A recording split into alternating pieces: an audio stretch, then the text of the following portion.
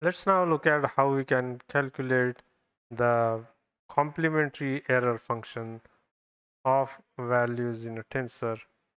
For this, we'll again create a tensor x that is equal to tf.constant, and here we'll create values such as 0.5, so I'll just put 0.5, and let's say we have another value that is 0.75. Now to calculate the error function, what we would do, as we have seen before, is type tf.math.erf, and we input the value of x, and then we can print the value of z, that is the value for the error function, and we get these values. Now to calculate the complementary of error function, what we want to do is uh, calculate the z again by subtracting it from 1, and we can now print this z dot numpy, and these are the values we get.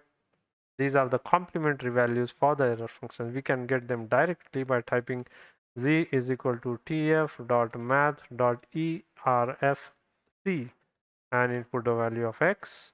We print z dot numpy, and we should see the exact same values in both the cases. So that's how we can calculate the complementary error function. While we are at it, why don't we also look at the inverse of that? So we can calculate the inverse of the complementary error function by using tf.math.erfcinv.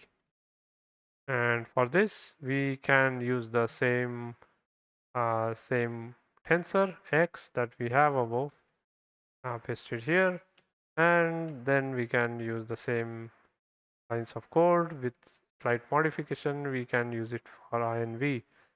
So what we can do is type tf.math.erfcinv in front of, so we have this extra bit inv in front of erfc, and when we run this, we get an output which are the inverse values of the that were calculated. If we use the same values, if we use these same values in here, and let's just put a comma, when we run this, we should get the inverse value. So we started out with 0.5, so that's 0.5 we get, and then the second value is 0.75, and we are pretty close to 0.75.